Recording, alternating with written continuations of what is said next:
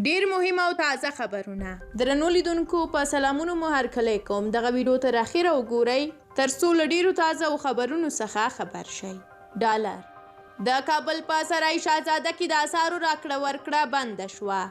په دې مارکیټ کې د پیسو تبادله یا راکړه ورکړه وروسته تر هغې بنده شوه چې افغانۍ د ډالرو پر وړاندې خپل ارزښت نور هم له لاسه ورکړ.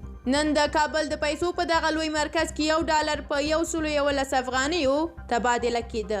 د طالبانو پر راتګ سره افغانۍ په بې مخینې توګه خپل ارزښت له لاسه ورکړ. په همدې حال کې د افغانستان په بازارونو کې د هر ډول توکو بیې لوړې شوې دي او خلک یې له جدي ستونزو سره مخ کړي دي. اروپایي ټولنه د اروپایي ټولنې د بشري مرستو همغږي کوونکي ویلي دي چې په یاد الوتکه کې 280 ټنه درمل، خواړه او له کورونا وایرس سره د مبارزې لپاره ژغورونکي تجهیزات شامل دي. اروپایي ټولنې ویلي دي چې دوی د افغانستان د خلکو ترڅنګ ولاړ دي.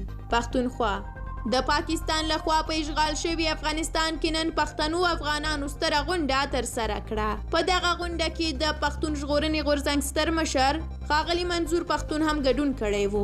په غونډه کې لر او بر زرګونو افغانانو ونډه اخیستې وه. د یادونې وړ ده چې پاکستان د افغانستان ځینې سیمې اشغال کړي دي او تر نن په پښتنو افغانانو ظلمونه کوي او په بیګانه توګه یې په خپل افغاني خاوره ژوند ته نه پرېږدي، زندانونو ته یې اچوي او په مرموز ډول په پښتانه وژني.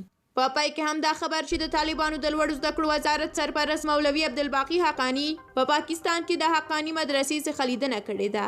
عبدالباقي حقاني د پاکستان له دغې مدرسې څخه فارغ شوی او د افغانستان د مخکینی حکومت تر سقوط وروسته د لوړو زده کړو وزارت سرپرست ټاکل شوی دی. له دې مخکې د حقاني مدرسې مسؤلینو ویلي و چې په افغانستان کې د طالبانو د حکومت پر راتلو ځکه افتخار کوي چې د عبدالباقي حقاني په څیر زده کوونکي د افغانستان په لوړو پوسټونو کې کار کوي. درنو لیدونکو له ملتیا مو ډېره زیاته مننه. د لا ډېرو ویډیوګانو لپاره د سوله افغان یوټیوب چینل سبسکرایب هیر نه کړئ. تر بیا ښه وخت د خدای په امان.